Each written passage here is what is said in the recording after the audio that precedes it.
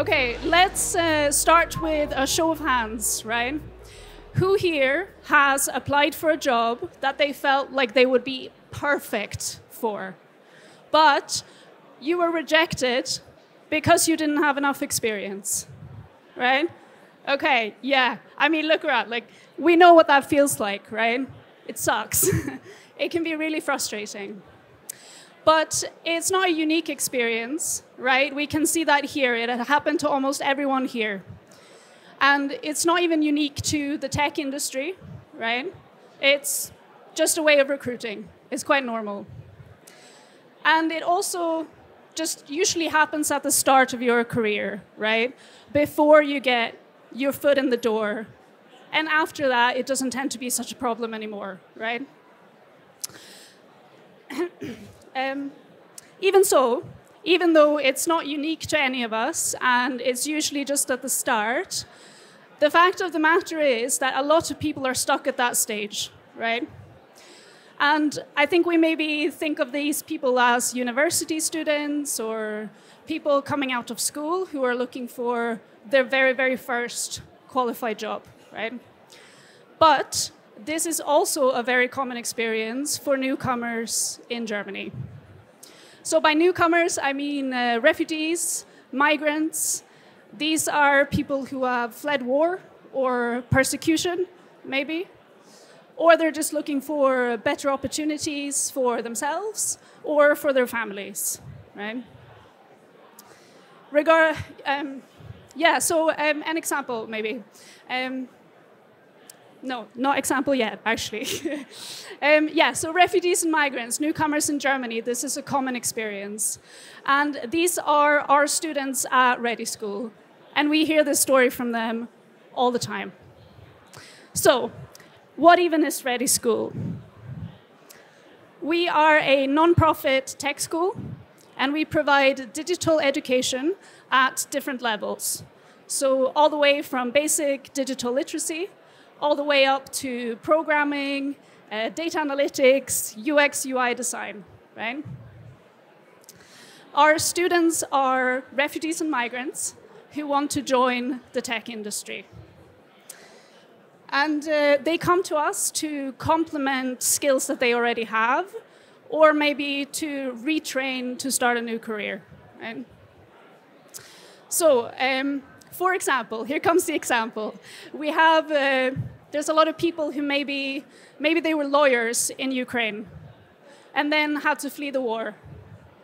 And once they come here to Germany, they realize that, they can't use their qualifications here. That degree and that experience, it doesn't translate here in Germany, right? On top of that, they might have a really long break because they had to flee, they had to settle here in Germany, they have to learn German, they had to, they're retraining from scratch, right? And that doesn't exactly help when you then go to look for jobs. We also have a lot of people who maybe have tech experience from their home country, but also with the move to Germany, and maybe there are people coming back from maternity leave or other breaks. Once they start to go and look for jobs here in Germany, tech jobs, their profile appears out of date, right? Or, worst case scenario, as foreign, right? German experience often weighs heavier, unfortunately, right? So, regardless of the story, there are lots of individual stories that we hear at ReDI School. These are people who bring a lot of energy to reshape their lives. And they're really excited to join the tech industry. Because they see what we also know, right? That tech, as an industry, is really colorful, right? And it's innovative. And in many ways, it is actually really accessible to migrants. We also see in our partner network with companies that we work with that there is an increasing awareness and understanding of how people of different backgrounds can make a difference in their companies, right? So, the tech industry, migrants with the right skills and motivation, it should be a perfect match. So what's the problem, right? What we see for our students is that even when they do everything right, they get the tech skills, they get a mentor, they build a professional network, they come to the job fair, you know, it can be really challenging to break into the industry. And the missing piece, the piece that is very often requested, is this hands-on experience, right? And our students make use of the opportunities that are out there. You know, there's fellowships, there's Ausbildung, internships, right? But a lot of these are they're usually targeted towards young people again. And we also have a lot of students who have families, and it's not realistic to support a family on an internship that may or may not be paid, right? So we're back to the Catch-22, right? This cycle. You can't get a job without experience, and you can't get experience without a job, right? Yeah, you're nodding. You know this. So the question is, how do we break the cycle, right? And it's not rocket science. I assure you, it's simple. We give them experience, right? And so as a concept, it's really simple to give somebody experience. But practically, we need people like you to make it happen, right? So what we've done at ReDI School is we have developed, again, quite a simple concept, but it mobilizes the forces of the tech industry to create opportunities for migrants. And we call this the ReDI Lab, as you see. And the way that this works is that we partner with companies or organizations, NGOs, who need some kind of digital solution. We then connect them with students who have the right skills and right motivation, and they then implement this solution. And what the project looks like, you know, it varies. It can be a website, app updates, it can be business intelligence. It's quite flexible, right? The really key aspect, though, is that this is a real-life project. So there's a client, there are timelines, there are deliverables, all the good stuff of a work-like project, right? But, very importantly, it's also a learning environment. So every client that does a project with us, they're very much on board with this idea. It's a learning environment. It's not like an IT consultancy, right? That's not the point. And we put the level of the projects accordingly, right? So we tend to do more prototypes rather than like business critical app launches, right? The students are also supported by volunteer mentors who are people working in the tech industry and join us as volunteers. And they can help the students get started, keep them on track, and they're there for any questions or support that the team needs.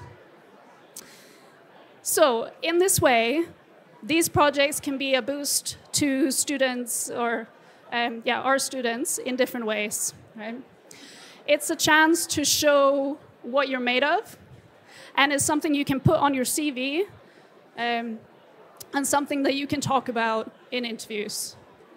But it's also this chance to practice what you've learned, and to further your learning even, because you're exposed to things like cross-functional teamwork, agile ways of working, and other things that you might not, you know, get in a traditional programming course in a classroom, right?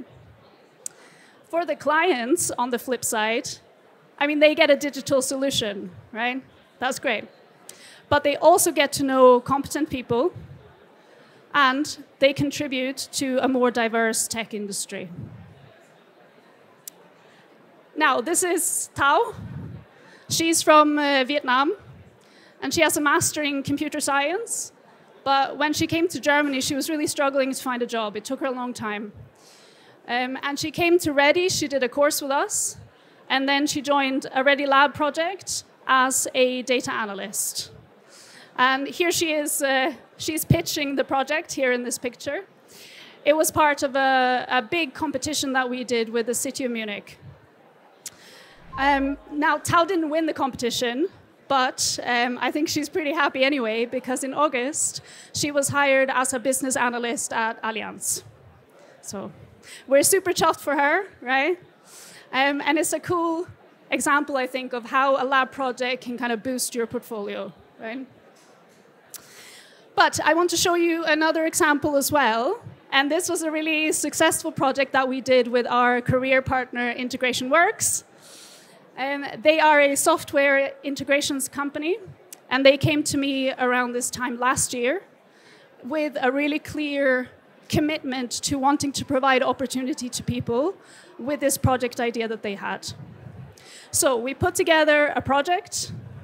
The goal was for Integration Works to offer their integrations products to businesses who need to report on their sustainability practices.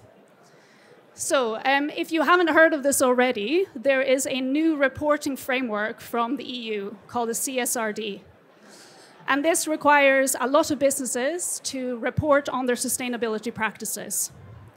And that can be quite a challenging thing for a business, right?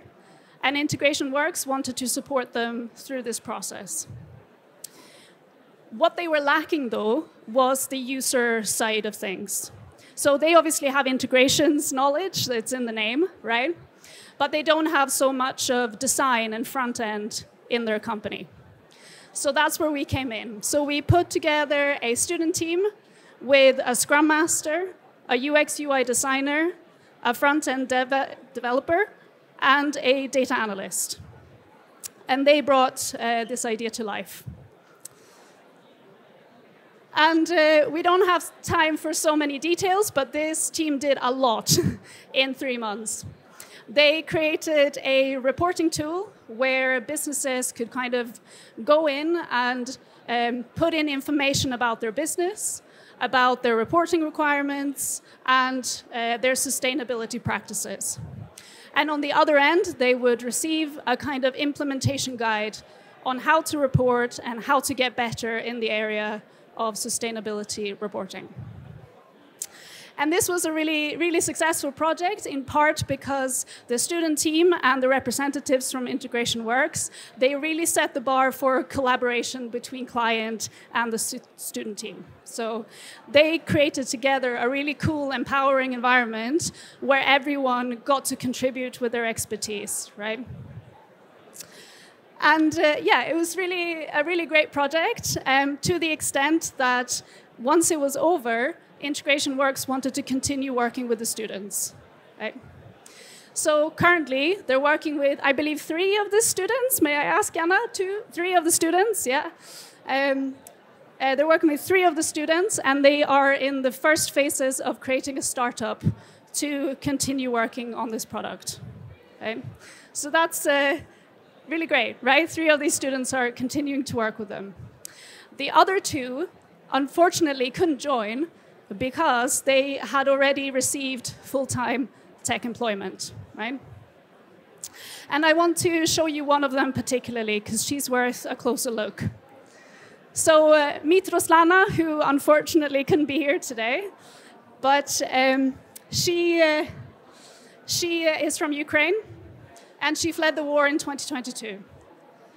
And when she came to Germany, she wanted to change her career and become a Scrum Master.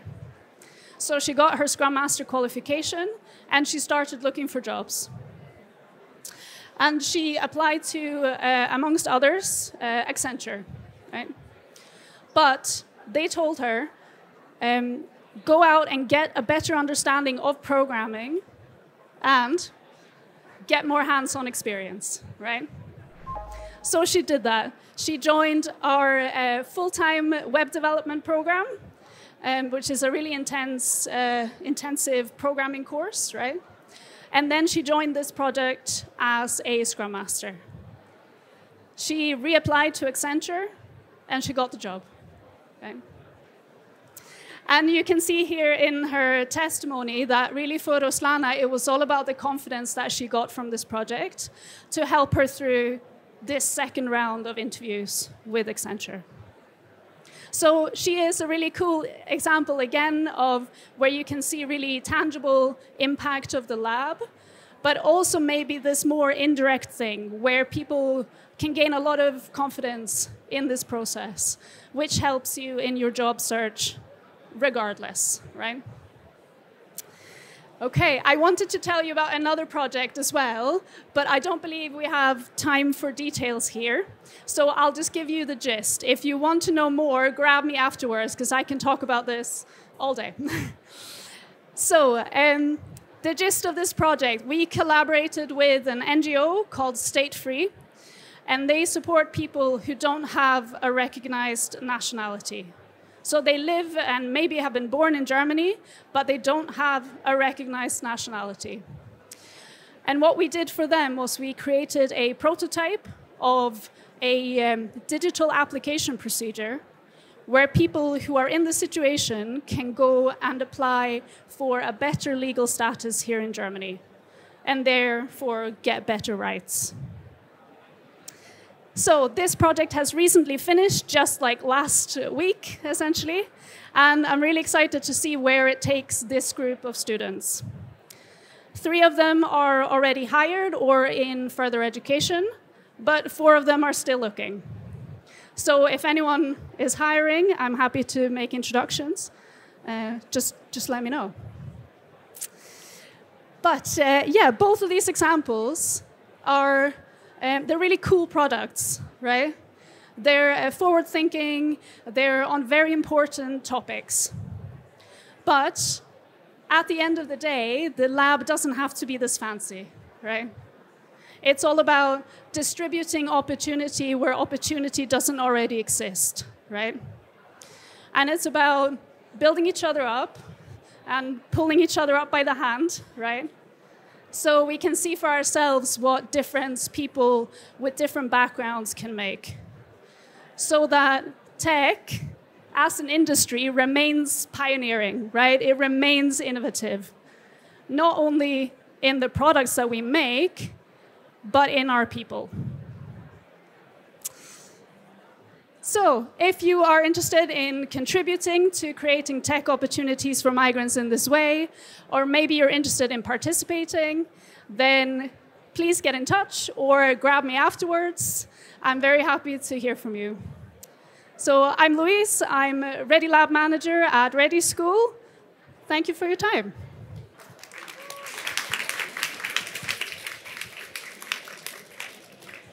Okay, thank you very much. Do you have any questions? No questions? You have a question? Ja. Wie können wir bewerben für diese Schule? Yes, to participate in a project. Participate in a project, yeah, as like a student, right? And so the first thing is that at the moment, this is only available to people who are studying at ReDI School. So first you would need to apply to become a student and to take one of our classes, and then you can join a project, right? This might change in the future, we don't know, but at the moment it's an initiative for people who are upskilling with us, right?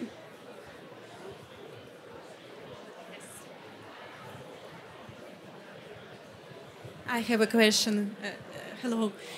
So I'm just a student of a Python hybrid course, but I get it only just because I used to apply for the data analytics course. Okay. And I know that there are a lot of people who came to my course, they also wanted to get in. And I knew that there are a lot of people who want to have this course too. Yeah. And just my asking, just probably in the future to make 2 courses, because it's the request is much more than probably than Python or something.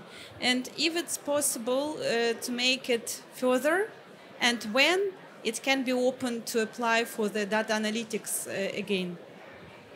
Sorry, do you mean for the data analytics course or for a project with data Both. analytics? At first, I think it must be the course, Yeah. and simultaneously it will be very great to work in the real project, because as for example, as for me and for my friend, so we already have the knowledge in this district, and my idea was just to make my knowledge deeper and to have the real Erfahrung, experience in the real project. So it was my request when I came to the school. Sure, I was very happy now to be with my team and to learn the Python, just because the Python is a part of their requested to the database and so on so far. Yeah. But of course, I still more interested in data analytics, and it's actually what I would like to make further. And to get this experience, and I'm very sorry, but I had heard the first time about this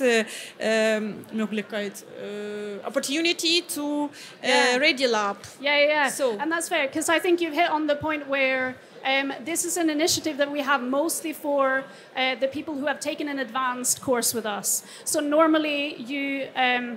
The skills required for the projects, you must have normally kind of completed a whole learning path with us, right? So if you're just starting out or you're in the intermediate, and the Python course is an intermediate course with us, right? So normally people at that level wouldn't have quite the tech skills yet to participate in one of the projects. So the idea is that you go all the way to advanced, so for you, data analytics, and once you've completed that, you go into a lab project to get this real-life experience. But we recognize, as you say, that this real-life experience is really important, right? That's why we have this at all. And we're also simultaneously looking into whether we can get real-life projects into our course projects. You know, you're doing a final project at the end of your course. Hopefully in the future, this can be done with a real company. But this is a further in the future. At the moment, that's not possible for us. But I mean, if you have the skills at this point to join a lab project, you would be very welcome, right? So I know you're interested, and that is the very, very first step, right? Everyone who wants to join these projects are showing the right motivation to do so, right? I hope that answers your question. Yes, but the main question is when the new group of data analytics will start. It starts in March. Yeah. Only in March. Yeah, because the current semester finishes in December, and then we have a recruitment period, and then it starts in March. Okay. So yeah, I'm happy to tell you about it after. I can give you all the dates. So you got it. So please, probably in March, you need to open 2 courses for data analytics. I mean, not that would only be great. one. I would love that. Yes. Thank you so much. Thank you. Then thank you very much, everybody. Just grab her afterwards, and yes. So thank you very much.